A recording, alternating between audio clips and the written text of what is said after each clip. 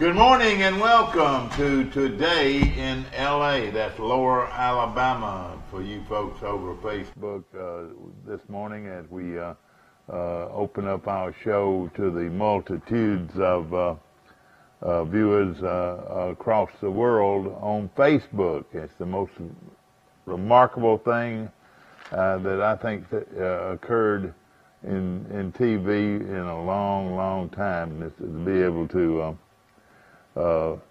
promote your programs and present different programs on Facebook. And of course, we're going to you live this morning from across the world from our studios here in Troy, Alabama. Down in Andalusia in just a few minutes, in fact 28 minutes, they'll be kicking off their annual Domino World Series of Domino. Our own Will Matthews will be going for a title. He's one of the top players in the country, and he said every time he sits down, he thinks he's going to win. And that's, of course, Domino is one of the great games of all time for families throughout the country and throughout the world. And the World Series of Dominoes starts this morning at 8 o'clock in Andalusia. Pike Liberal Arts Cheerleaders, another very impressive camp. Pike Liberal Arts Cheerleaders competing in the annual Alabama Independent School Cheerleader Camp in Huntington.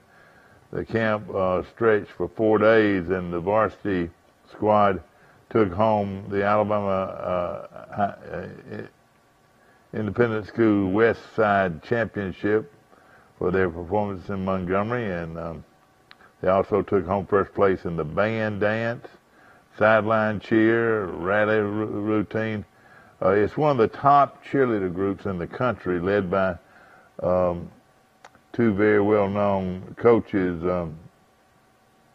Coach Langford and Coach Hickson. They've done a super job with these Pike Liberal Arts cheerleaders over the last decade, I would say.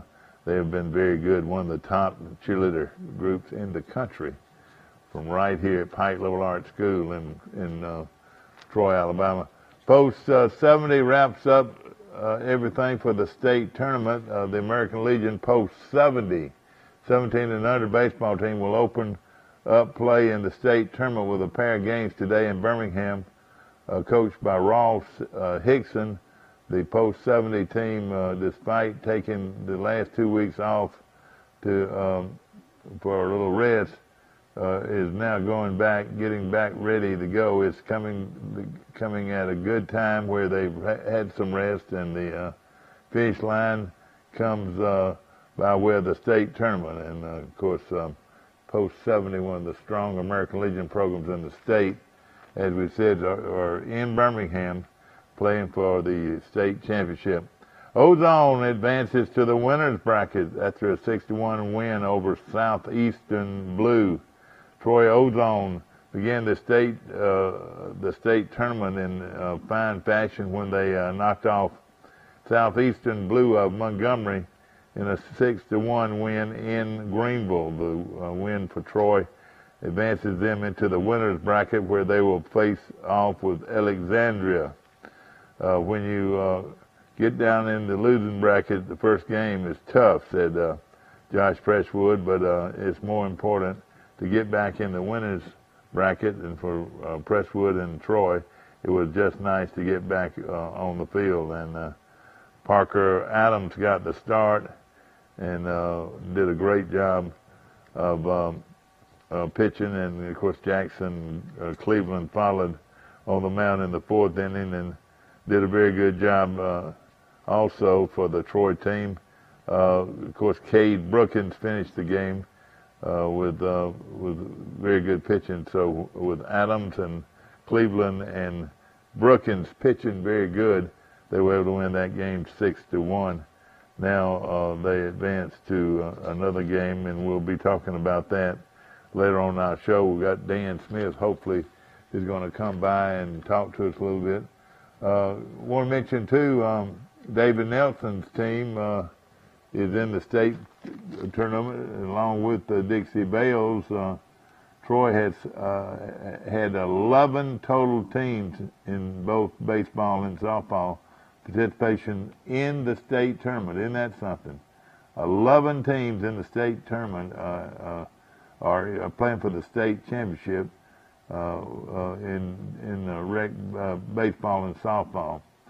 2 teams from Troy, the Bells and the 6 and under, won the state championship. The Bells, with their 5th championship in the last 6 years, clinched another spot in the World Series of softball, which will be played in Louisiana beginning on July the 27th. Now it's time for 4 others to begin their run toward a state championship. The Troy Ozone team began play, and we mentioned that, with a 6-1 win over Southeastern Blue.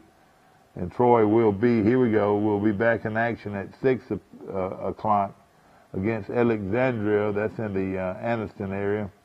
The tournament will run Tuesday, with the winner earning a spot in the World Series. So good luck to that Troy team. The AAA Americans, fresh off their undefeated run in district play, will head to Eufaula for their state tournament. Their first game will begin this evening at 8 o'clock when they take on the Dothan Americans on Field 7. They are ready to go, said Coach David Nelson, and they're tired of practicing. They're ready to play somebody, and this is the state tournament, which will be held in Eufaula. And of course, the boys are ready to go, and good luck to the Troy Rec teams and their coaches. And I tell you, it's really amazing how good these teams are when you can start your tournament play and then put 11 different teams in the state championships.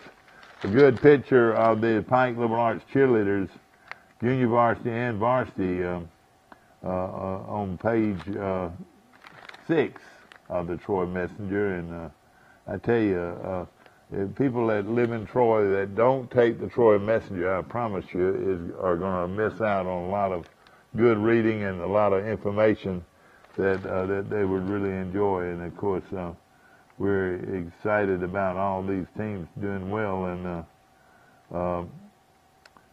especially this Troy team, American League Post 70, that's playing in Birmingham for the state championship. We're going to watch that closely. I want to mention something on a sad note, and it's farewell. And it's farewell to Sartain Hall. You remember Sartain Hall, where many, many basketball games were played, many, many graduations, many special events, concerts galore. Farewell to Sartain Hall. Good morning. You're on Today in L.A. How you doing? Mr. Amos, this is Josh Presswood. Josh, how you doing, my friend? Congratulations. Just calling in, try to get everybody to come out tonight. We play Alexandria, and they lost in the state championship last year on the rookie side, so it's going to be a big game. All right, now where will this game be played, Josh? In Greenville. Be in Greenville, and what time? 6 o'clock. 6 o'clock. Well, that's great. I tell you, y'all are playing good, and your pitching rotation's been working well for you, hasn't it? Yes, sir. Parker Adams and Jackson Cleveland. Try to keep them around 40, but they both pitched last night. I had to take Jackson Cleveland out with 2 outs in the 6th, and Cade Brookins got the last out. Yeah. All right, y'all won 6-1 last night, is that right? Yes, sir. Now, Southeastern Blue, is that out of Montgomery? Yes, sir. AUM usually comes out of that Montgomery crowd, but I think some of their but you know, to beat a Montgomery team 61, that's pretty good, isn't it? Yes, sir. Yeah, we had them. They scored 1 late. We had them 6-0 most of the game, but Parker Adams, like I said, he started, and Jackson Cleveland went into 2 outs in the 6th. They didn't give up a hit. Well, that's good. Now, so y'all are in the losers bracket. No, we're in the winners bracket. Oh, you are? They had that wrong in the paper. Okay, you're in the first game. Okay, good. Yeah. And then who do y'all play tonight? We play Alexandria, and they played Dothan last year in the rookie state championship. Dothan beat them 9-5 in the championship. So yeah. What age group is this? This is 11 and 12, and we're young. I got 6 11-year-olds and 6 12-year-olds, but they gel pretty good as a team. Though. Exactly. Well, Josh, I do appreciate you calling in this morning and talking to us about it. And we're going to try to keep up with it as much as we can. Call us again Monday, if you will, and let us know how you did. I appreciate it. Thank you, here. Thank you, Mr. Mack. Bye-bye. Josh Presswood, the coach of the Troy rec team that's doing so well in the state tournament as they beat Montgomery Southeastern Blue on 6-1 to start the tournament in Greenville last night. What we're talking about, ladies and gentlemen, is the Sartain Hall, the Trojan Arena, whatever you want to call it. Some people call it, I've always called it for years, Sartain Hall, on the campus of Troy University, where so many things and so many great moments in Troy sports history, but also how many graduations can you think of and how many special events can you think of that were housed in this fabulous, and I call it a beautiful old arena, Sartain Hall. And they're going to tear Sartain Hall down, and there's going to be a special event this Tuesday night at 5:30, or Tuesday afternoon at 5:30,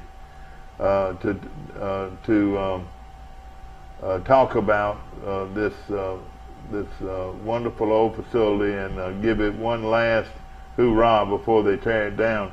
Bill Harper, who is the president of the Troy University Alumni Association, said Sartain Hall has been a part of Troy University landscape for more than a half century. Tens of thousands of students and townspeople have memories of taking PE there, or going to games, going to special events. And how many times can you remember seeing graduations in that facility? Of course, it's the home of one of the greatest events in college basketball history, when Troy University under Coach Don Maestri beat the DeVry Institute 258-141 in the highest scoring men's basketball game in collegiate history, regardless of division or classification.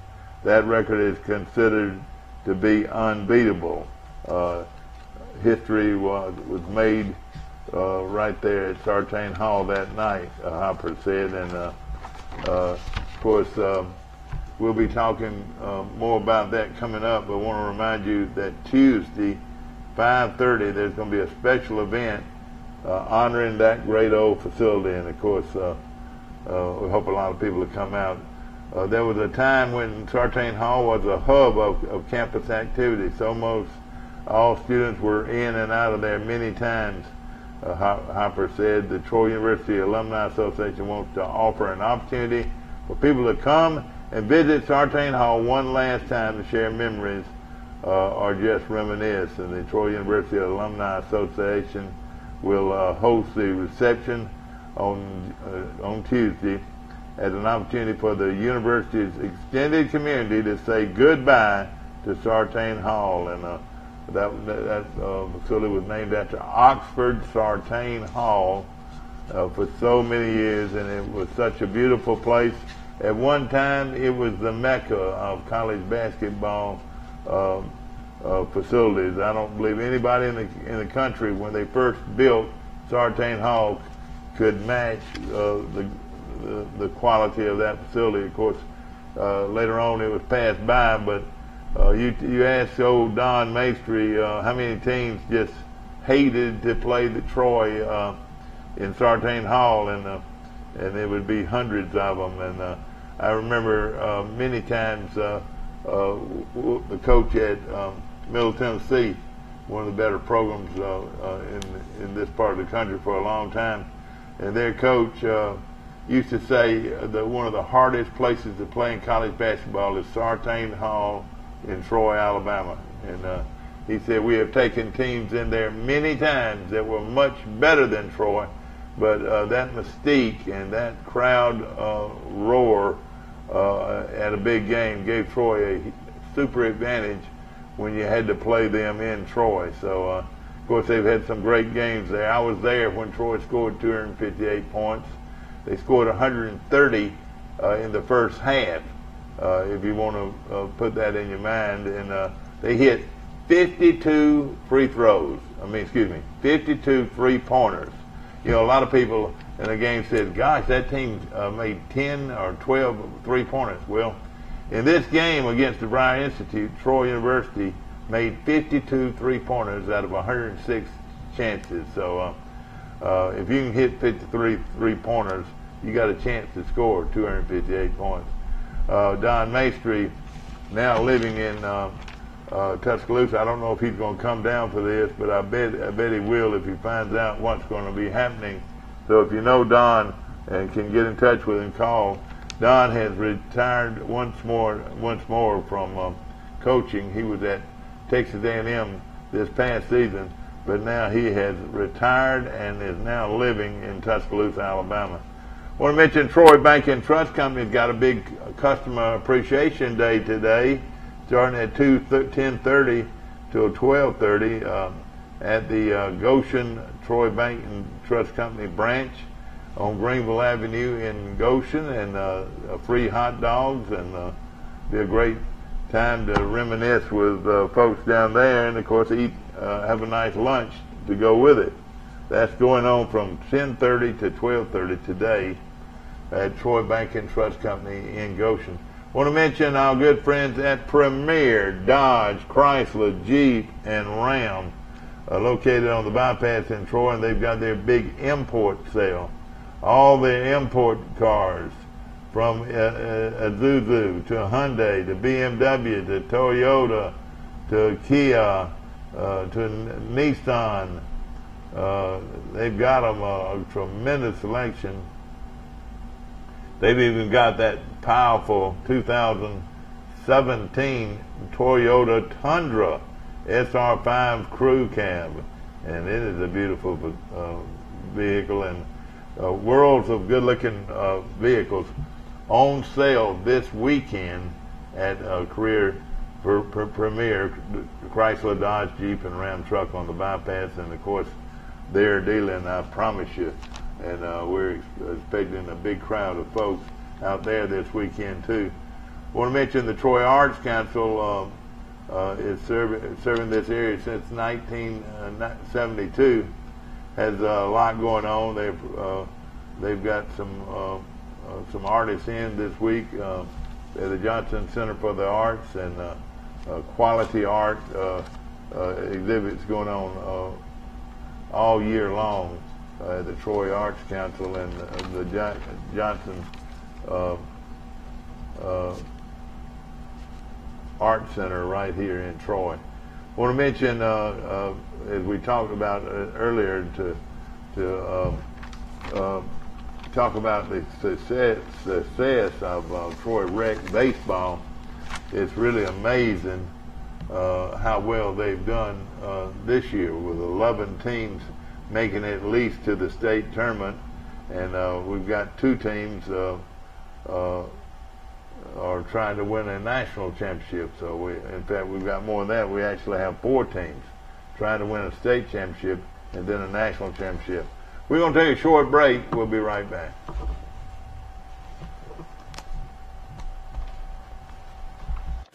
At the Piggly Wiggly, we proudly support our local farmers and bring you the best they have to offer, all at cost plus 10%. When you shop local, you reinvest in your community. Remember, buy local, shop local. Piggly Wiggly, local since forever.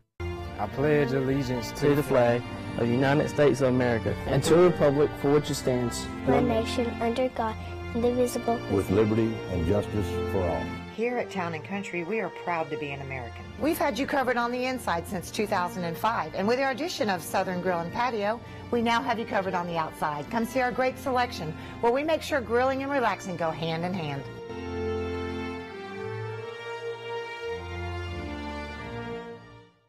Life is hectic enough without worrying if your lights will stay on or if there's hot water for your child's bath. So count on natural gas to keep the energy flowing, even when the weather is unpredictable. Natural gas is always there to keep your home warm, showers hot, and food cooked to perfection. That's why America has relied on safe and affordable natural gas for more than 150 years. And we will be here for you and future generations too. You can count on natural gas from Southeast Alabama Gas District. Come see us at Don Walker Western Wear. From boots, jeans, and jackets to shirts, hats, and belts, we're your headquarters for Western wear for the entire family. With the largest selection of jeans in town, we carry famous brands like Wrangler, Levi, Carhartt, Ariat, and Cinch. We've also got plenty of styles of boots to choose from, including Justin, Lucchese, Ariat, Tony Lama, Red Wing, Dan Post, and Corral. So come on into Don Walker Western Wear, located on Highway 231 in Troy. A personal touch, a high level of trust.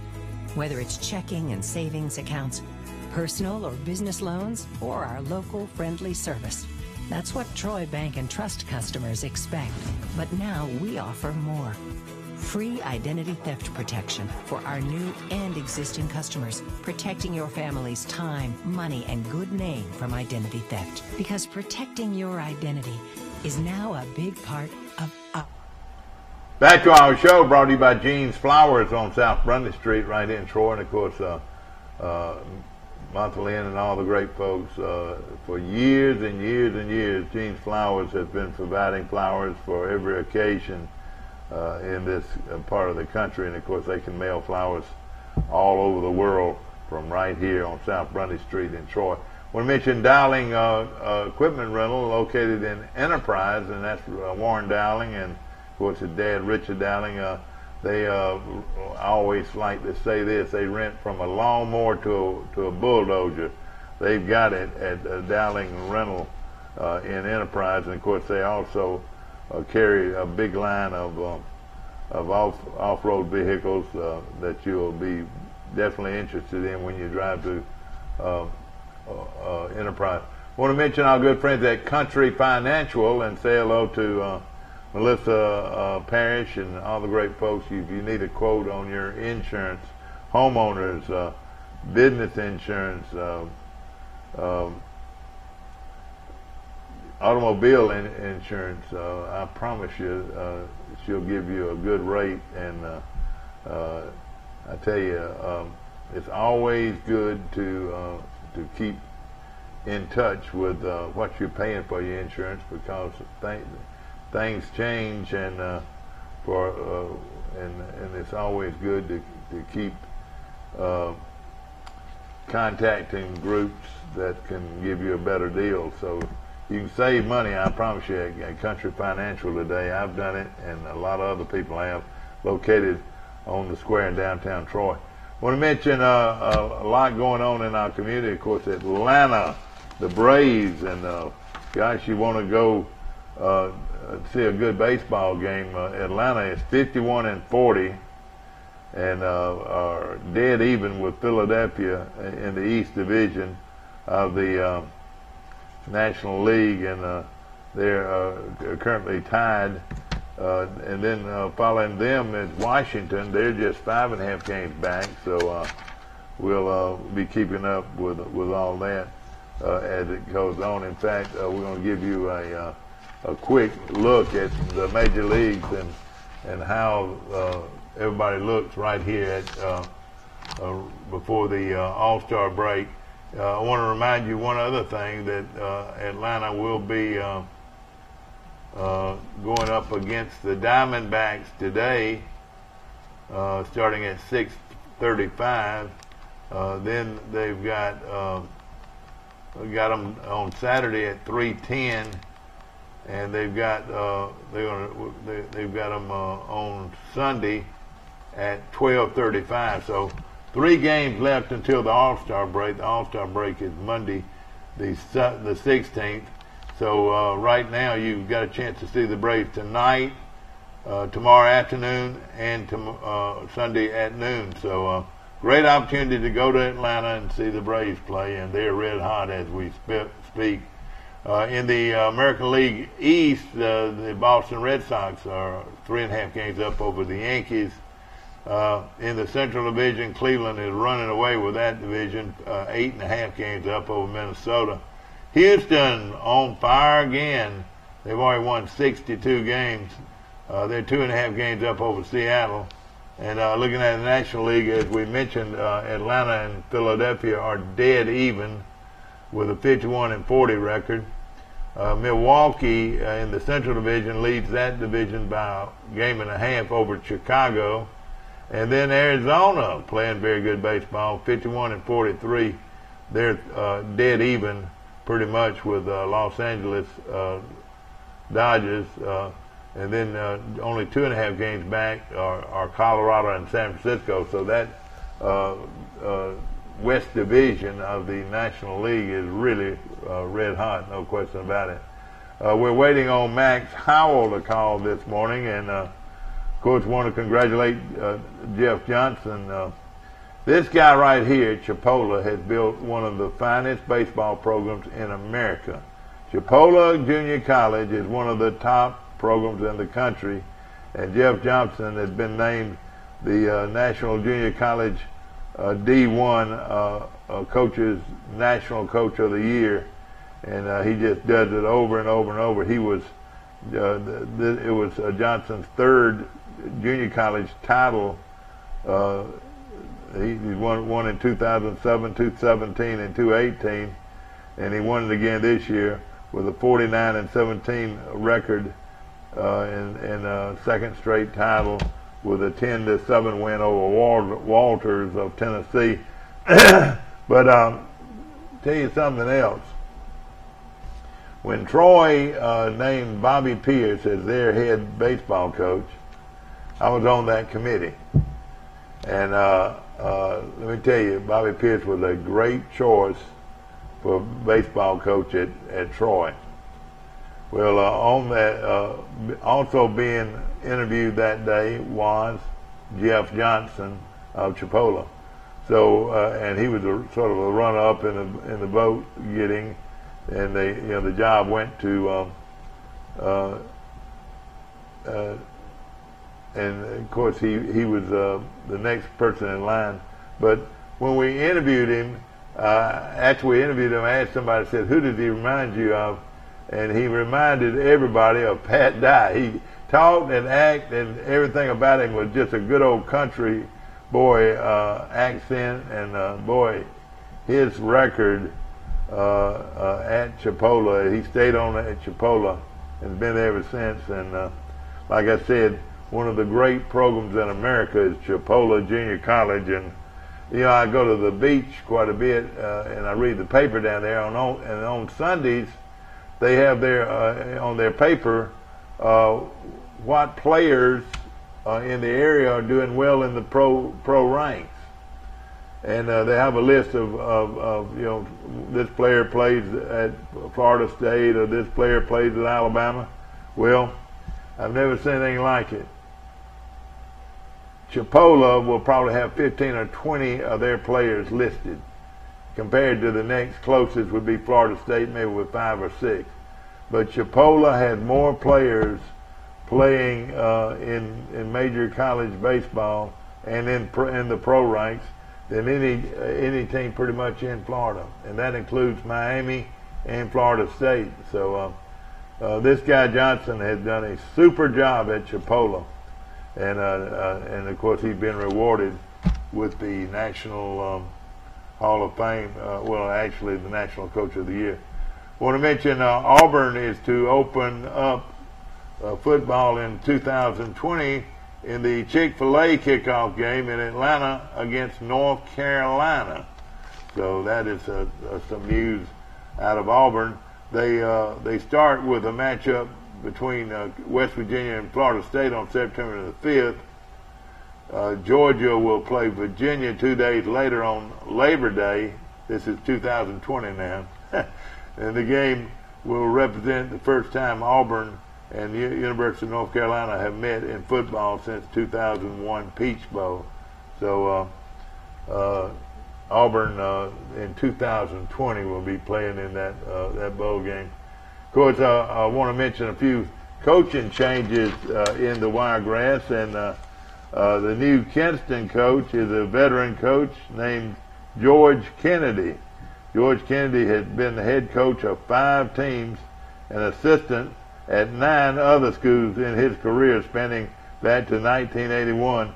He was hired as the new Kinston head football coach, which is located in Coffee County, and he's been around a long time, and a guy that's been around all those years and is still in the competition for coaching jobs everywhere in the Wiregrass ought to be a hats off to George Kennedy. I went to school with George. I've known him a long time, and he has really done well as a coach in that part of the country. And I think when he was at North, he was something like 72 and 79 as a head coach in a pretty competitive area of the state. Of course, we've got golf going on right now, and with the British Open coming up, but we've got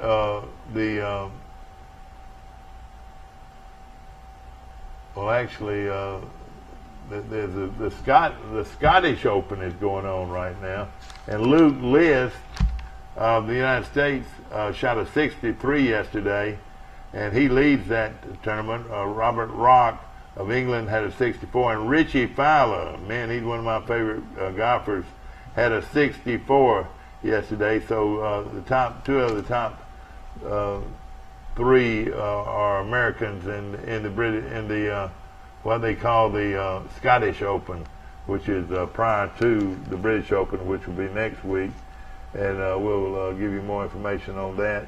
And of course, the big one for all you soccer players out there, for 3rd place, you got Belgium going up against England tomorrow at 9 a.m. And then Sunday on July the 15th at Moscow, Russia, you got France going against Croatia at 6 a.m. for the World Cup title. And that's been going on, gosh, over a month, it seems like. And France got there by beating Uruguay 2-0. And then Belgium beat Brazil 2-1. And then England came back and beat Sweden this weekend 2-0. And Croatia and Russia tied 2-2 with Croatia advanced 4-3 on penalty kicks. So that's how that worked. I know those Russians hated to lose out on that because the World Cup has been held in Moscow for the last 2 or 3 weeks, and very well done though. I watched it, and it showed some good footage of Russia. You know, everybody don't get to see Russia every day, and we're waiting on Max Howell to call, and he'll be calling in just a few moments, and we'll get a good look at what's going on. Good morning, you're on Today in L.A. How you doing? Mike, it's Max. How you doing? Max Howell calling in from Fulton, Mississippi. Is that right? That's absolutely right. Beautiful day. Another scorcher in North Mississippi. I know it, Max, and I know you've already gotten up. You've done your push-ups and your sit-ups. Now, I'm not joking, but I bet you do, don't you? Yes, I do. That's an old habit I can't. And how long have you been doing that, Max? Let's see, probably 65 years or more. All right. Now, ladies and gentlemen, and he's not the only one. I mean, a lot of the guys that he played football with at Troy, and a lot of people that he's been associated with over the years at Troy are doing the same thing. I'm sure Jim Tompkins already had his workout this morning, wouldn't you think? I know that's a fact. And John Faircloth as well. And John Faircloth, and you're right. Y'all talk about that sometime, because I know John is religious at doing push-ups and set-ups. Every time I see him down there, Mike, the last 2 or 3 times, which over this past year, I was fortunate enough to get back to Troy and sit and visit. And of course, you know, we went many years and didn't get a chance to talk much. He was on his career path, and I was mine. And you know that we were going all over the. Is he older than you or younger? He is about 30 days younger than I am. All right, isn't that amazing? Well, you know, he was a legend. Hey, times were different then than they are now. Remember, you go out all dressed up in your fine, in the best shirt you can find, and you know, and it was hard to find. And most everybody wore the same shirt every day, probably. But you dressed your very best, and you go out and you go to a dance, and the fun was not going to the dance; it was going to the fight after the dance, because somebody danced with the wrong girl, or somebody said you said something to my girlfriend, or it was always something about pride. And the problem with the people that grew up in your age group, and partly of my age group, but more your age group, was pride. You say something to a guy about his girlfriend, and hey, you don't walk away. You stand there and fight him. Is that right? That's it. Absolutely, Mike. I mean, that was the norm, as you said, in those days. That's just what did, and then later become good friends. Yeah. Now, and what I'm saying too, ladies and gentlemen, and this is the truth. Guys were a lot more hard nosed back then than they are now. I mean, people back then would fight you with a drop of a hat. I wrote an article on the Baptist Children's Home the other day, and one of the things I said is they would fight you on a drop of a hat because, bless their hearts, their pride was all they had. That's what I was going to say. Society demanded that, basically, because we all came, my family came out of a very rural background. I grew up that way. And, and look back at how things today has changed so much. I never thought I'd live, first of all, this long. I probably would have taken better care of myself. But the fact is, Mike, that society demanded those kind of responses, and the pride thing was what you had in the family. You look at these kids, and, I'm sure a lot of these players today saying, golly, you mean that guy played on a national championship team? Or that guy, he's sure not very big, or whatever. But only difference, only difference I could tell this guy today is the problem is with this guy is you'll have to kill him to stop him. You'd have to kill him to stop him. I mean, pride is something that was embedded in you at the breakfast and supper table. Hey. My daddy always told me, don't you walk away from a fight if you've got to do it. Yep. My dad was one, don't ever start one, but don't ever walk away from one either. That's right. So, but everywhere you went, there were these, and this was mostly a white crowd back in the 60s and so forth. Some of them had too much pride, don't you agree? Oh, yeah, no doubt. And then you throw a little alcohol on top of that. Yeah. That's like putting gasoline on a fire. Of course, you used to go to the beach and do the bop. And the old bop, it was some fun times because there were dances everywhere. People loved to dance. They loved to play football, but once they stopped playing football, they'd like to go somewhere and dance. Isn't that right? That's very true. Absolutely, Mike. I'm telling you, that the hangout on Panama City Beach was, that was the place to be and go in the summertime. And something you could be guaranteed of is a fun time dancing. From the mid-50s on, that was really the place. All through my youth. Exactly, and everybody wanted to go, and they'd go down during spring break and early summer break and all that. But something else that you had to do. If you were going to go to the hangout, you had to be ready to fight if you had to. Because, hey, if you danced with the wrong woman, bingo. Hey, and with no stopping. I mean, these, and of course, that was the difference in growing up back then and growing up today. Now, I'm not saying the kids today don't have pride, but hey, it's not so embedded in them though like it was back then. That's very true. I think today it gets watered, for the lack of a better term, Mike, it gets watered down because the interest level. We didn't have much interest level because we didn't have many outside activities. Exactly, you're exactly right. Came along, and particularly in rural small towns. I grew up in Prattville. There's 2,500 people there when I lived there. That's right, yeah. And everybody knew everybody, but it was we didn't have a drive-in theater. We didn't have an outside. We had one Dairy Queen, no restaurants. It was just a small rural town on the outskirts of Montgomery. Yeah. And, and when you came to Troy, now downtown had some drugstores that had some places to buy a hamburger or a hot dog, but right off the campus, you had that little, what was the name of it? The little old restaurant right off campus that had the good hot dogs and all that. Mr. Hub Rolling, the Hub. The Hub, yeah. You remember that? The Hub, you could walk up there and get what they call a scrambled dog. Dog, that's right. And then when you first walked in the student center, and that's where everybody congregated at Troy back then, you wouldn't get you a dollar. What did you pay, $1 or 50 cents for it? I think 50 cents, Mike, Yeah. when I first got there. But everybody that has ever gone to Troy, the best way to get him started is, did you ever get one of those scrambled egg sandwiches? And those ladies were so nice to everybody, weren't they? They were. That was my first introduction to using ketchup. Yeah. Oh, yeah, on scrambled egg sandwiches, yeah. And I still do it, Mike. You're right. Yesterday. Yeah. What? Isn't that something? That's something. Well, you know, that reminds me of something we were talking about the other day. And back then, I reckon, there was a store right up the street from me called Davis's Grocery.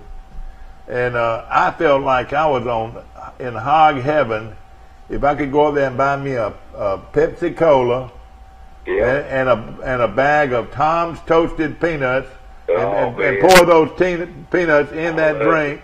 In that drink, and for about 15 or 16 cents, I felt like I was in heaven. You were. I did that salt, those peanuts. And I still do it today, Max. Yeah, I do. I love it. I do, Mike. I'm telling you. Some things is good that we grew out of. I'd be the first to admit. But there's some old habits like that that I've never left. Yeah. Well, you know, one of the most important things with us back then in those days, is playing outside or working outside and going in for lunch, and there's that big old gallon jug. Now, it was always in a gallon jug of sweet tea. Yep. Man, that was what we all looked forward to, was ice cold iced tea. The summertime, fresh tomato sandwiches. Oh, man. Tomato on white bread with a little mayonnaise and a little black. On light bread. Listen. Hey, it was always light bread. That's right. And you know what? I'm having that today. Yeah. The guy gave me a whole basket full of tomatoes yesterday. Oh, boy. I'm talking about big shit. There's nothing better than fresh tomatoes. There's nothing better. Nothing. And you're exactly right. And but the little things, and I used to could name all the candy bars. You remember there was about 25 or 30 different candy bars. You remember that? I do remember that. I wasn't a big candy eater. I remember going to the movies on Saturday afternoon. We pay a dime to get in. That's right. The candy bar was like a nickel. And I'd get a payday with the peanuts on it, and I'd get a zero sometimes. And then I'm a big chocolate guy. I'm gonna say something now that I remember. I used to, like you said, we used to go to the movies on Saturday in the afternoon. There was even a cereal, that morning at the movie theater. And of course, we had two here in Troy. We had the Pike Theater and the Ensor Theater. But something I can remember, which was unreal. I'd walk out of that Pike Theater on a hot summer day, and you would have that afternoon rain shower. That's right. And there would be steam coming off the streets. There'd be steam coming off the street, and the smell of that steam coming out of that theater was just unbelievable. And what I'm saying is just something you don't even think about today, but that was big back then. There's another smell, Mike, that'll take you back. And now today, a lot of businesses do it. They put a popcorn machine in there. Oh, yeah. They pop fresh popcorn, and that, you remember when you walked in the movie, that was sometimes the first thing that caught your eye and your smell was bring you to that concession stand, so you spend a little bit more money. Yeah. But in those days, you paid a nickel or a dime, and I remember I used to pay a dime to get in, and I stayed through. I'd stay 1 o'clock. Get to do it twice. That's right. No question about it. And of course, now, do you remember your mom and them taking you to Oak Park in Montgomery? Did you ever go to Oak Park? Yeah, Oak Park. And they had the whip, those rides and all that, the whip, and they had the swimming pool, and they had those miniature Pepsi Colas. That was a big deal to get you. And I was only 12 miles. That's right. That was a big deal because Mom and Dad both worked, and mine did, and so we didn't get off on the weekends. Saturdays and Sunday afternoon was most of the time we ever had a chance to go over there. And and also the ice cream boy. Montgomery always had the ice cream boy. You could hear that bell ringing. You remember that? Absolutely, yes, I do. And I think that would still go well today. I would think that an ice cream boy would go well today. But the health inspector would shut them down in a heartbeat. Right. Look, the government controls all that now. Exactly right. I don't remember anybody dying from eating ice cream all the time. I know it exactly. But things are surely different, no question about it. And like I go to Bird Drugs downtown right here in Troy, and they still have that soda fountain where they make the same. Kid at night. What would a kid say if you ask the kid, do you want an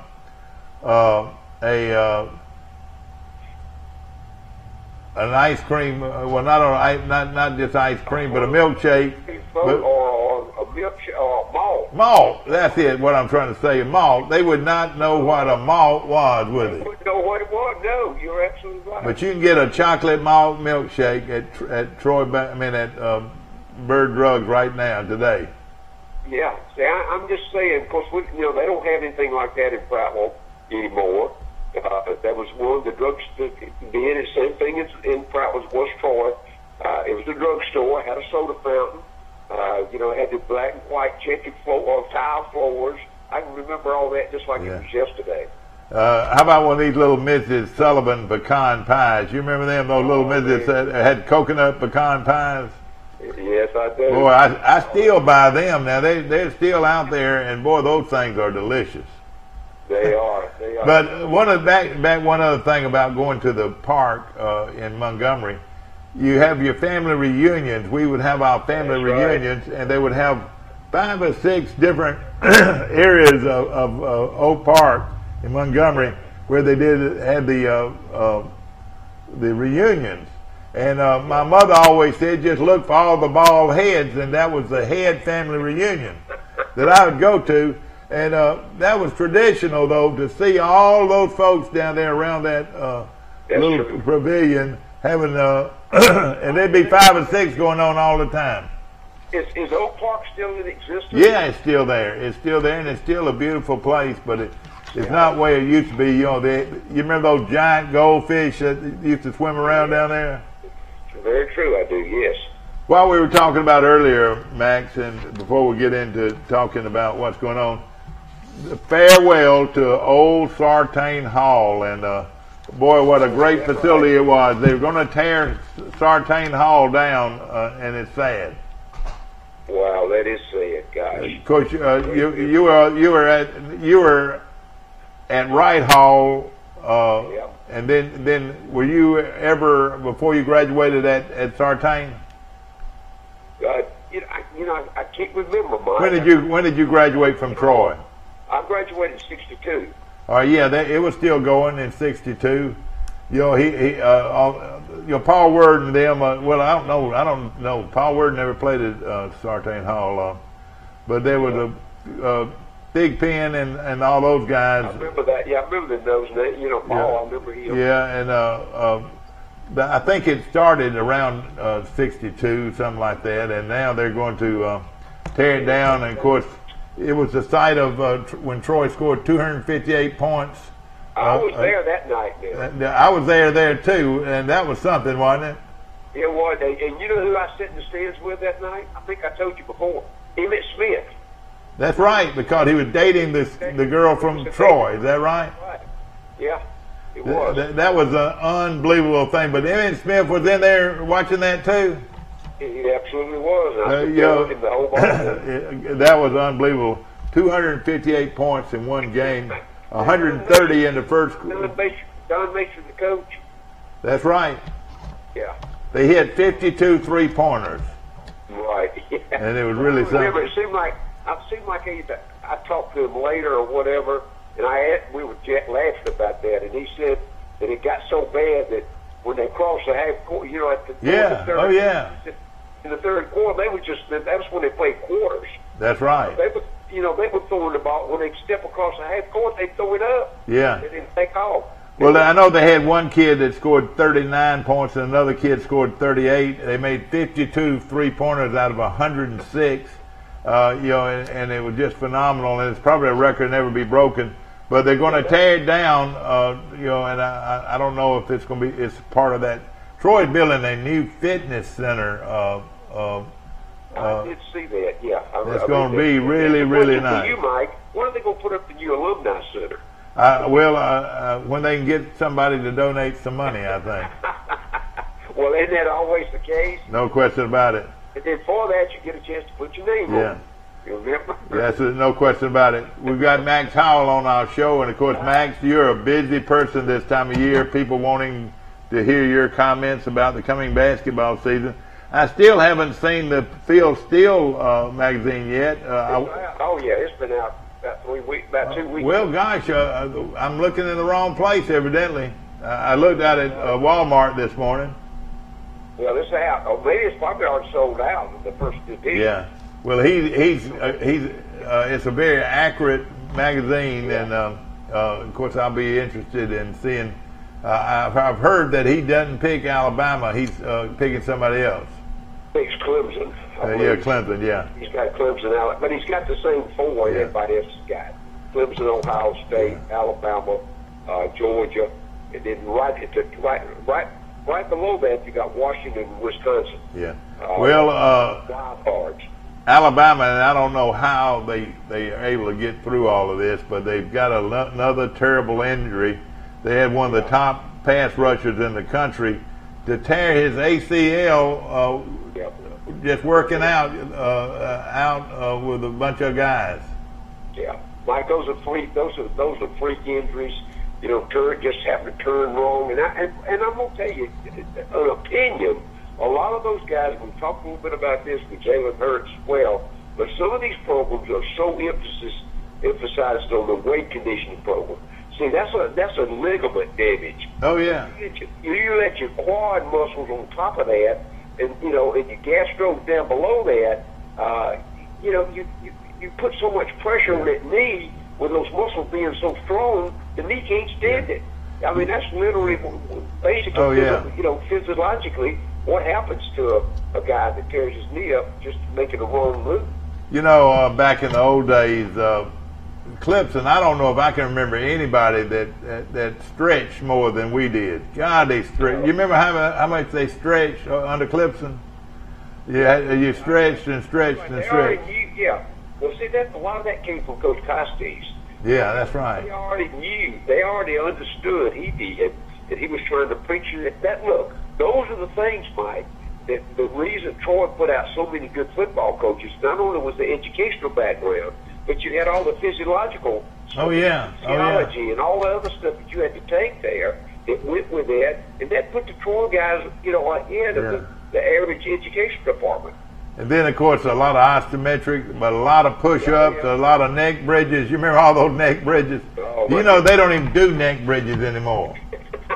You remember, how many times have you said, all right, let's get up on them, and then let's flip, and all that? And I remember, look, and that was one of the things I did. So, when I left Troy, I had a 22-inch neck. Oh, yeah. Well, let me tell you something. We didn't work out with weights in high school, but I did have a concrete, like with the buckets. My daddy made me a concrete. Well, your daddy did the same thing. Yeah. And it probably didn't weigh with 25 pounds. But what I do, I'd get a pillow, and I would get in. I would do neck bridges with a pillow, and I would take those weights and I'd put them, stretch them out, and it would just stay there for about 2 or 3 minutes. And I had about an 18-inch neck. Everything else was scrawny, but I had a big, strong neck. But that's what you hit with. You had to have a big, strong neck.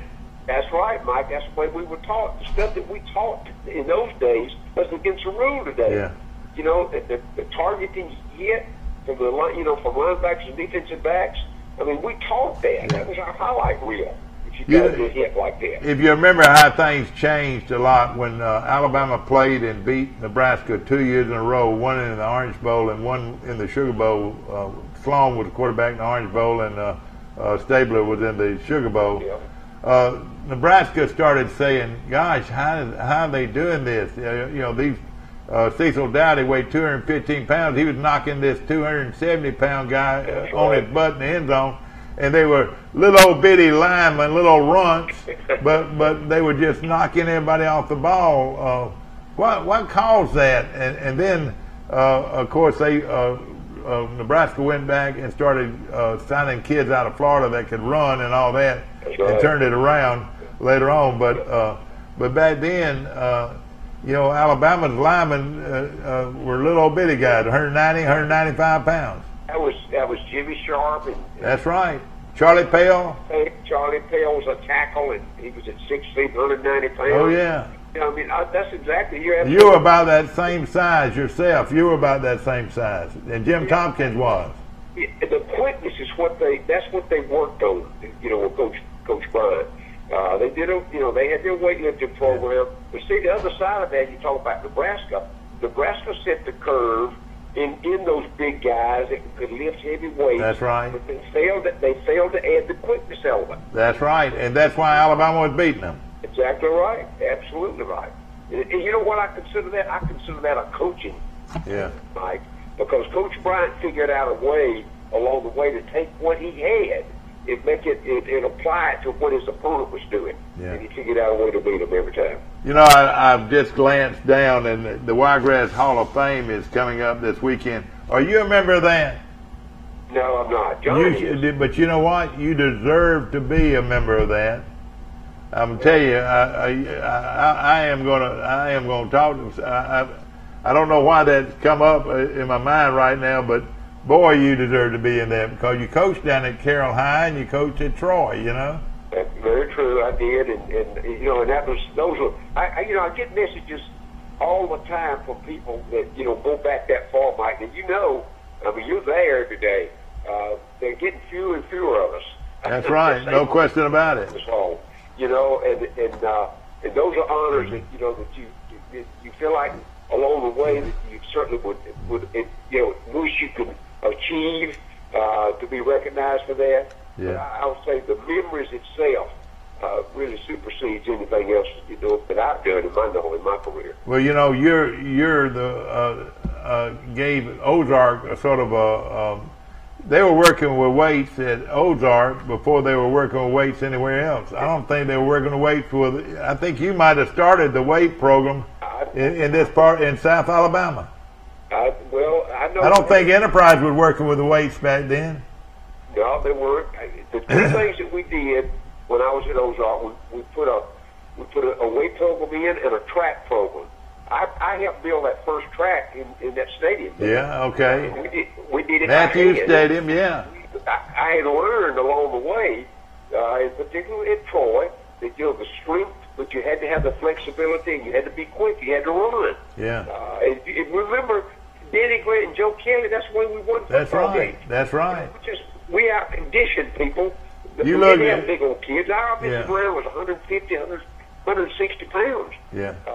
But we had Joe. It was 6'2", 6'3", and Danny could fly. Yeah. And Danny had legs like what would you say, a racehorse? Yeah. Boy, he had great legs. He was a catcher in baseball. I used to tell him, I said, you never did. He was different than any other catcher. His legs were just so powerful. He was. He was a unique guy. And I don't know where you've seen him lately, but he looks like he still play. Oh, I know it. I'll tell you something about him. Do you remember when he got hit and broke his jaw down in Louisiana? Do you remember that? No. He had a broken jaw, and he played with a broken jaw. That was and he only had a single face mask. Do you remember that? Right. That's right. Yeah, I do. One of my fun memories of Danny Grant, though. We were in one of the playoff games, and we knew we had to have him.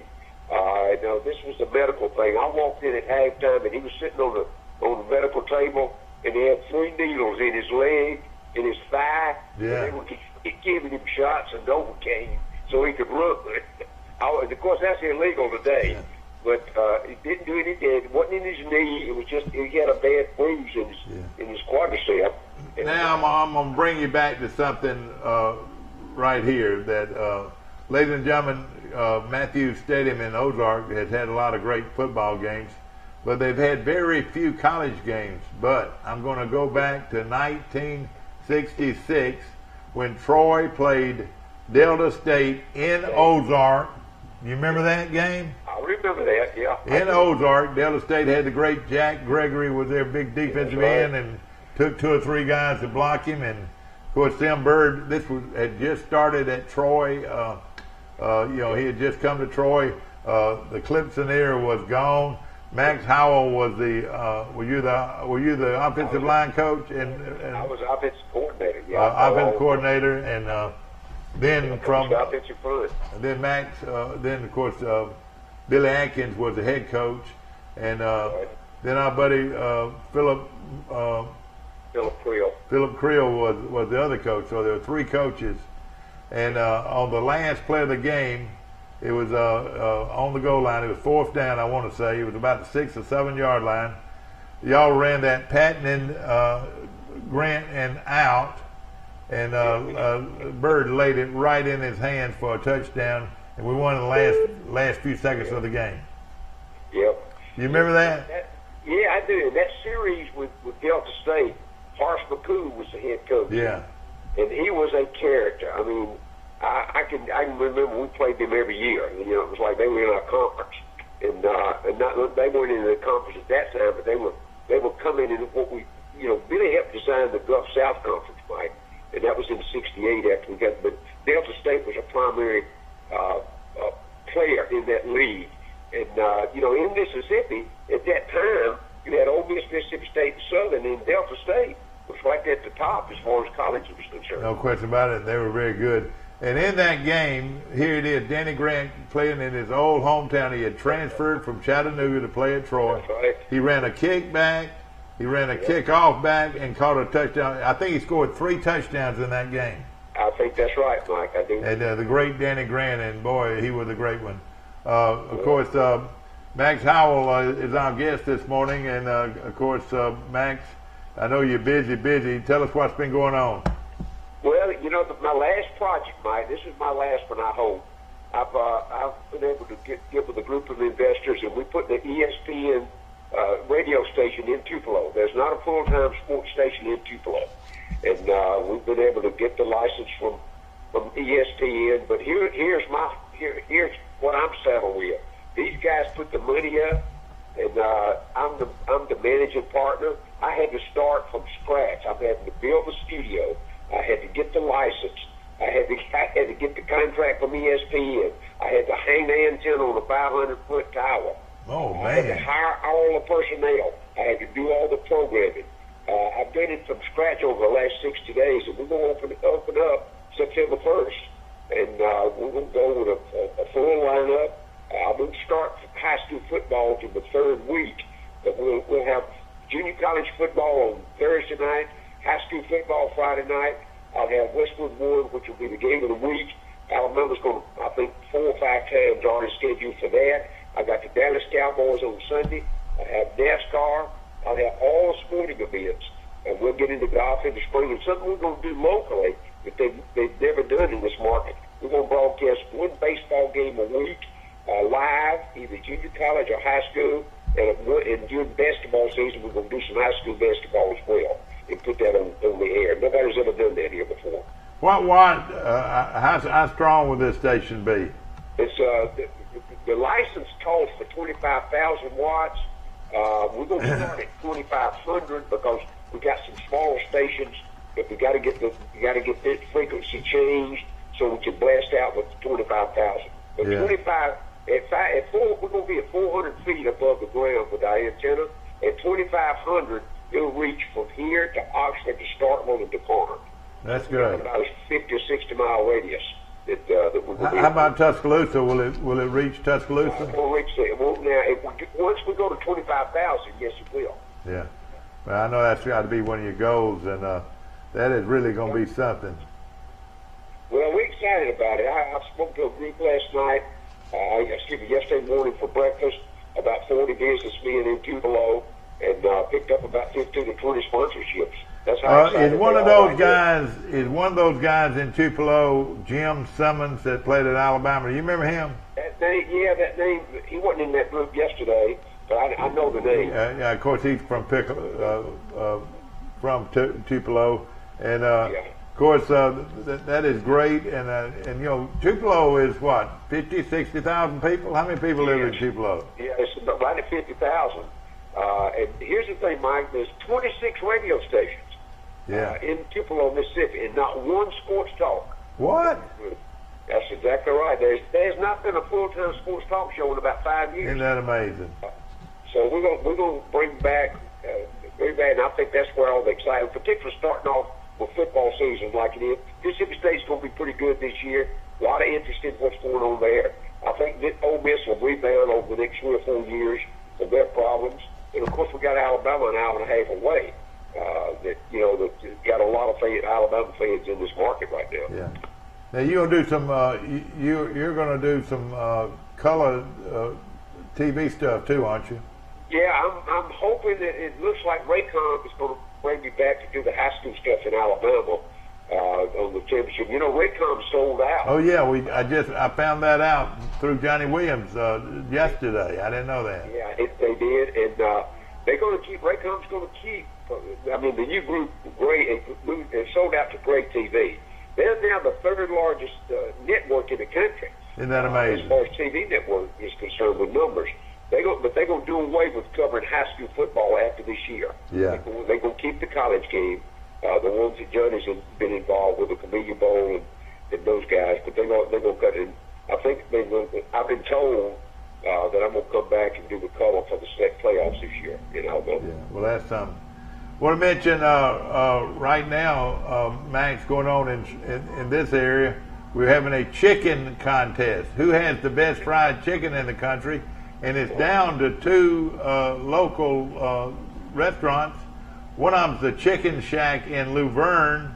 Have you ever eaten there? Have you ever heard of the Chicken Shack? I've heard of it, but I don't think I've ever. And then Red Schoolhouse, which is one of my favorite places in Raymer, Alabama, or Dublin, Alabama. Debbie D's, and those 2 are down to in the finals of this best fried chicken in Bama country.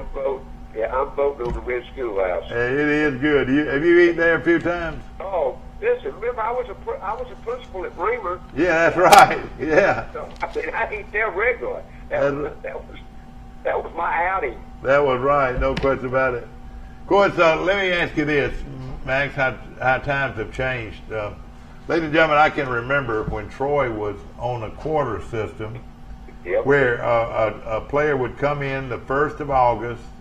And, you know, Troy wouldn't even play a game until the 3rd or 4th week in September. Yeah. You know, when they were on the quarter system. So those boys had to come to school at Troy for 30 days before school even started.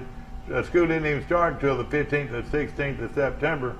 They would be here sometimes as much as 6 weeks without anybody else here but maybe the marching band had come in the last week to Johnny practice. Long always had them there. I know it, but the quarter system really made it tough. Even Auburn. Do you remember Auburn used to play 2 or 3 games before school started? You remember that? Mike, look, I remember I transferred from Auburn to Troy. Yeah. And we both on the quarter system then. And certainly, that was the time, of course, I went to the semester, which, but I think I know where you're headed with that, but just remember how things have changed in addition to that. Now, college football players are in school 12 months a year. No question about it. And now, since they've gone to the semester system, they even allow, probably one of the best rules ever, was when they allowed a future freshman football player to come in June and go to summer school and have it paid for. You remember, usually they used to not pay for it. That was the reason they didn't, because they allowed scholarships in the summer. And you could go, but guys that came from a rural background and all, they had to work. Yeah. To even have spending money, even if they were on scholarship. Exactly right. That changed. You're right. That changed. And that 26th day of June, everybody, all the players are on campus after that date. And you remember back in the old days, the kid would come in and first day in August and start practicing football, and for 6 weeks, never seen a classroom in 6 weeks. And then when school starts and he starts the class, he don't know what to do. He's just confused. He's going, here he is from a high school class to a college class, and thank goodness they did something about it. Well, they did, but let me tell you, here's the offsetting factor in those days. The fact is they didn't put a limit on the number of kids you could sign. That's right. When I signed at Auburn in 1957, there's 111 in our. Yeah, it made me feel bad, when I was in high school. Out of all those numbers, Yeah.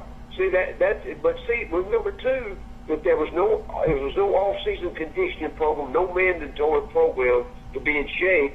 That was one of the reasons they had to bring them in early, because that 4 to 6 week training period was in preparation physically to get them ready for football. Now they're acclimated. They're in the second summer semester. Most all of them are in school second summer semester, and they'll start to college. They'll know where to go, know where the classrooms are, and when football starts, they're ready, both academically and athletically. And of course, like you were saying earlier, Max, it's all right. Let's look at the college. All right, this kid comes in here on the 26th of June and starts working out and getting ready. All right, then right before school, I think might be a week, maybe they give them a week or 2 weeks before they have to report on August the 1st. All right, so they get maybe a week and a half to go home. Is that right? Sometimes, yeah. Some of them shorter than that. Some of them 3 or 4 days. Okay, and then when the season starts, they go all the way through.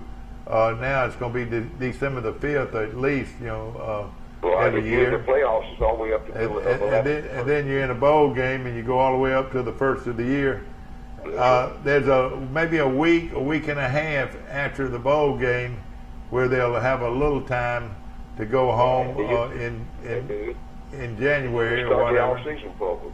That's right. Then they come back after that, and they start the off-season program.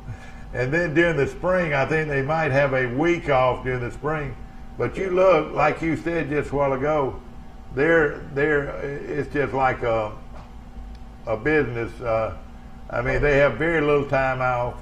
Most of them do not have time to get a job. A lot of these kids, and I'm going to say it because I think it's true, a lot of these kids don't even have money to buy a hamburger with. No, I'm telling you, Mike. Remember, most of my jobs through the years were recruiting, and I hear people say, "Oh, they ought to be thankful they got a scholarship." Well, that's well and good, but look, I recruited them out of the Delta in Mississippi, out of the inner city in Miami. I can go all over the country and tell you where I went in to bring kids, and sometimes, in all fairness, and I'm not talking about a football, the program, but bringing them in a social setting at a college university. That does them a disservice, right? Because they don't have clothes to wear. They don't have transportation. They don't have money in their pocket. Yeah. I've been an advocate of sharing the wealth and being sure of these kids. I ran the Pell Grant program for the athletic department at Ole Miss.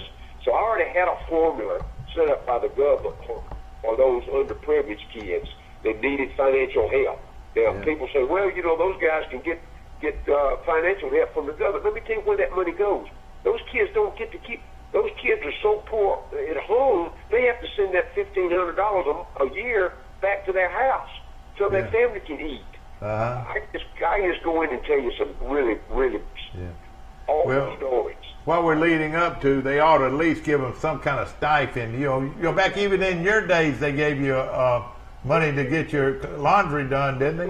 We had a 15. Yeah, I got to tell you this quickly. I was speaking in Atlanta to a quarterback club group, and I was rattling off, and I was just rolling that stuff off. And yeah, you're right. We got $15 a month for laundry money, but I was up there, and I said something about getting $25 a month. Some guy jumped up in the audience. He was an Alabama fan, but he knew I'd come to Auburn. He said, Well, y'all was cheating then, and you're still cheating today. It was 15, it wasn't 10. That's 125. They could be going $10 a month. But you know, and you know, back then, $15 could buy you a lot of hamburgers. Oh, it did. I mean, it got you through the month. But what I'm saying, they allowed them to do that back then, and today they don't give them a dime for stuff like that. That's all right. You're absolutely right. Now, I want to tell you this, Mike. They have most universities independently, and NCAA has allowed this. Have set up what they call an emergency fund, where if something happens to a parent and they can't go home, that there is money available to allow them to do that. They used to, when I was playing and coaching, they didn't even have that. And if I'm recruiting and a guy, let's just say I'm recruiting at Alabama, and the top prospect is in California, and I got to recruit the guy from go up against Southern Cal or UCLA. And I'm trying to recruit that guy.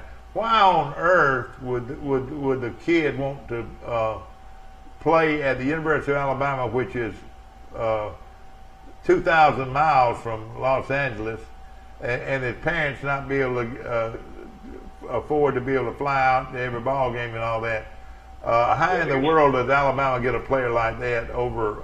I can tell you how, because of what they offer. Go back and look at start with the educational background, but let's go talk about the guys that get to the NFL. Saban, particularly with Saban's program, he's put 77 guys since he's been in the NFL. Yeah. 45 of that 77, Mike, has made over $10 million a year. Nobody else in the country can talk about that. Sure. And here's the other side of that. Kids now have become so independent. It's not about the parental guidance anymore. I'm not saying it shouldn't be. I'm telling you it is. That is the reason these kids graduate in December. They come on campus at 17 years old in January, where most kids, they don't go to their high school prom. They don't finish high school when they graduate. That's right. They're doing that now. You're right. Early. See, they get there early, and they separate themselves early from the parents, and that's why they do it. You know, a word we don't hear enough of, and I tell you, J. Jeffcoat used to use this word more than anything, is maturity. Most of these kids are not mature yet. And, we look at this crazy guy at Alabama hitting this guy in the bar. The kid, he's just not mature yet. You know what I mean? Very true. But I will say, Mike, now, because of most of those high-profile guys, they've been on select teams.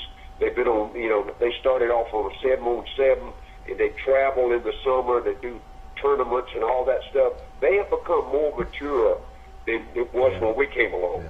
Well, I'll tell you the biggest difference, Max. I really believe the biggest difference is this: is their meals, their food, the food. Yeah, the food is so much is 10 times more than what they got back then. Yeah, well, we would never even discuss it, You know what? If you could get an extra roll because you're a football player, you would have thought you had done something. Mike, John Fairclough and I talk and laugh about this all the time. We start in the morning with a scrambled egg sandwich. That's right, that you paid for. And finish up out at Ballard's at midnight. Yeah. Just tell you. That's right. Condition program. Or lefties drinking a Cook's beer. Right. But think about it now. They can stay in that. On the weekend, though, we stepped it up a notch. We finished out at the truck stop. Oh, yeah, the Guinea truck stop. No question about it. But, you think about it now, the food is unlimited. I mean, it's just more food that you can. And what I'm saying, they're so much more nourished now than they were back then. No doubt. You had the physical training, the weight programs, the track programs, all the off-season and stuff they do, the nutrition. That's where you got a guy that's 6'5" and 340. Exactly. Hey, there's no question I could take a high school kid that needed to gain 30 pounds. I could probably put him in this summer program and he gained 30 pounds just on food. I remember, now this has changed now because of the most of them, these good ones or the great ones going to come out after 3 years. But I remember signing kids that when you were going to redshirt, that was 6'5" and 220 or 215, and we knew we were going to get them up to 250 and 260. Max, let me ask you. Let me see if I was raised on the same level you were raised. Did you know what a real steak was when you were a kid growing up? I mean, like a sirloin or a T-bone or a ribeye. Did you even know what that was? Well, most of we had was hamburger. Yeah, right. Or you had maybe cube steak at the most. And I started dating my wife, and my father-in-law was loved to eat steak, so that's what led me to marry her, was the big steaks her daddy used to give me. We didn't even know what a real steak was, what I'm saying back then. You're absolutely right. We did the country fried steak, which was cube steak, mashed potatoes and gravy and green beans. That's right. And a piece of cornbread. That was it. And now you can go and eat in their dining hall, and you go through the hot meal, which is meat and 3 or whatever you want on a hot meal. Yeah. A full service salad bar. They also have a deli. They also have a pizza place. They also got a lady making omelets station there. I mean, they have a bakery. All of that in one setting, and the guy can sit there and eat and drink as much as he wants.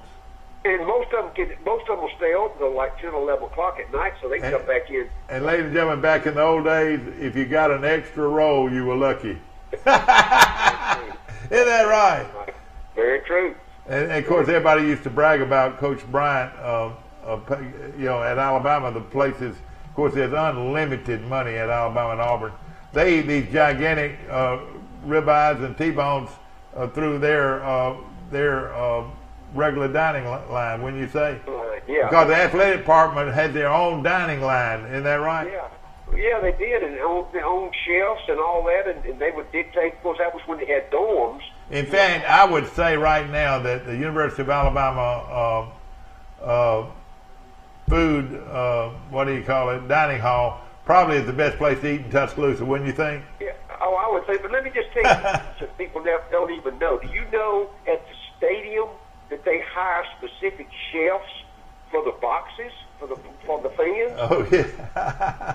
I know one of them personally. Yeah. The first day was on the first game he cooked for. His first order was 3,000 hot dogs and 250 steaks, and it had to be delivered by noon. Yeah, exactly. But I mean, times have changed, and the food part of it is one of the biggest things, wouldn't you say? And then when they get over now, they've got to have all kinds of milkshakes and special health drinks and all that. Yeah, they got all the food supplements they can add to it. Of course, they watch that and monitor it pretty closely. There's some that's on the ban list because, we went through that era with the steroids and all that stuff and the checking, and I don't think that's quite as strong anymore. They just modified the supplement program and the nutrition program, Mike, and that takes care of it.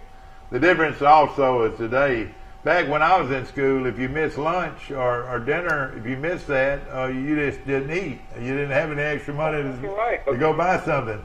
Because I've been to the pool room and lost it in the pool game, probably, But I remember those days. But it's amazing the way things have changed as far as the college athlete, and of course it's a business, and it's a huge business. And of course even at Troy's level, it's a big business, and Alabama and Auburn's and the super rich.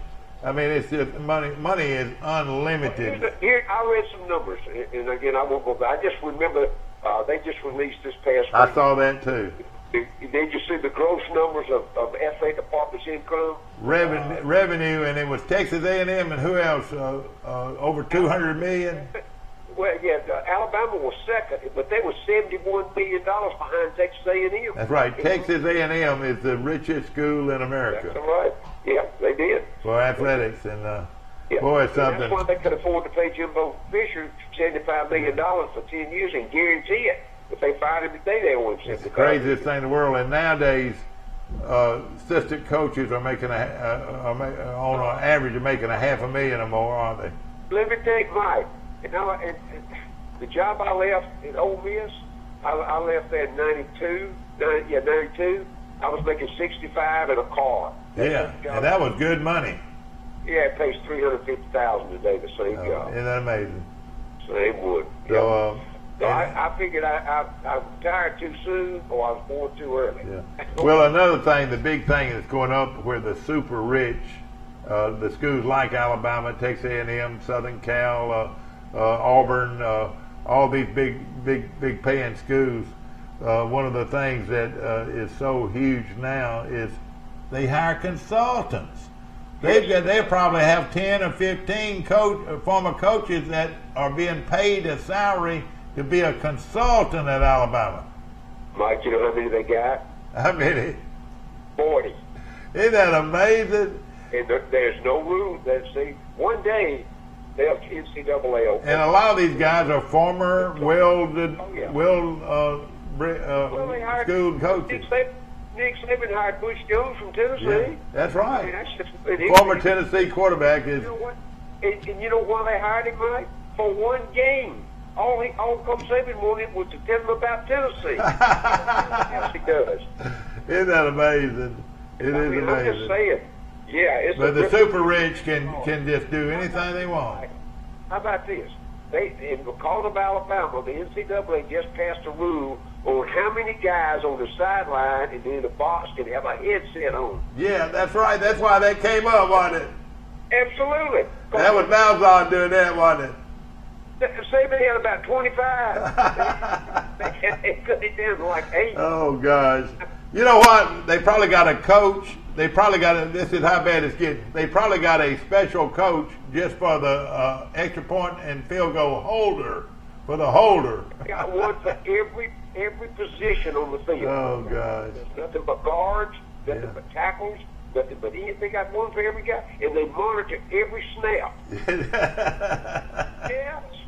It is amazing how times have changed. There's no question. Mike, let me tell you, when the game is over, time the coaches get a shower, visit a few minutes with the parents or fans, and get to the office, the tape of the game and his position is already there on his computer, ready for him to grade. It's amazing.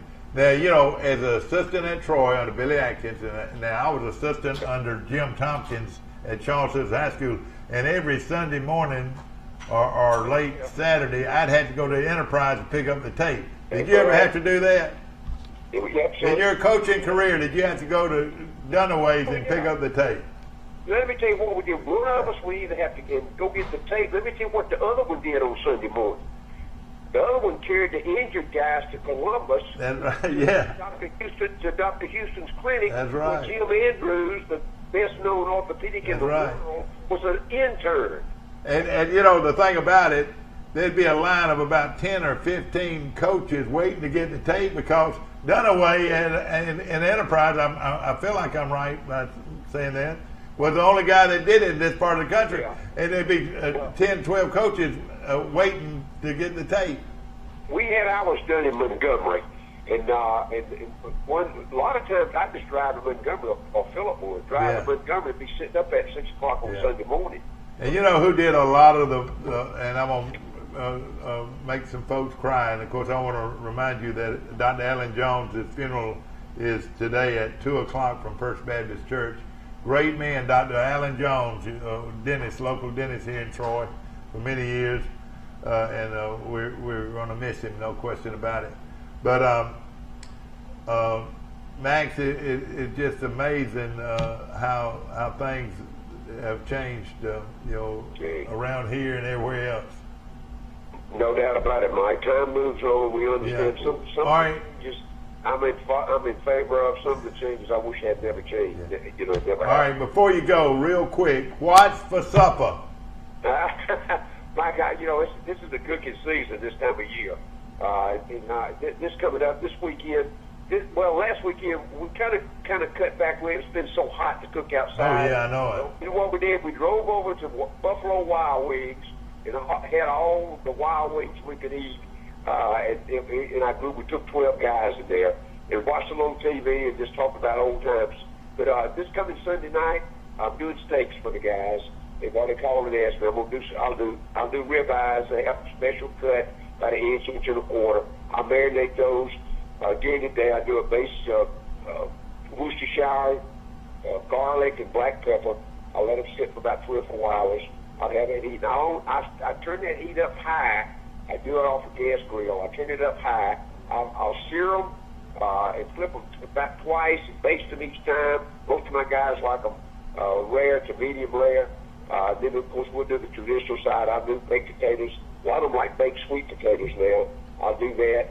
I'll have French fries in addition to that for those that don't want a baked potato. I'll have coleslaw. potato salad, garlic Oh, bread. boy, you're making me hungry. They're going to put you a sweet iced tea, and for dessert, their favorite Mississippi mud pie. That's right, boy. And listen, it's something that, do you have ice cream to go on top of that? Oh, yeah. That's warm out of the oven. I don't put it on top. I sit it in a bowl beside. I got you. I like to eat it separately. But yeah. It don't get, and ladies and gentlemen, it don't get no better than this. Is that right? Hey, most of those guys go to lay down and take a nap, Mike, when they get through. I know you're busy. I hope to see you next week. I'll do it. Thank you, Mike. Take care. That's Max Howell, and hope that you enjoyed today's show. I know it's rumbling back and forth, but you ball folks out there, I think y'all enjoy it because, hey, he knows where it's all coming from, and it's just around the corner. We'll be talking about your favorite team each day on this show, and looking forward to a football season just around the corner. For you folks out there with Reunion 2018, hey, 13 days left and counting, where the night train will be coming to your house. Hope that you have a great weekend. See you Monday morning, bright and early, for Today in L.A. That's Low, Alabama.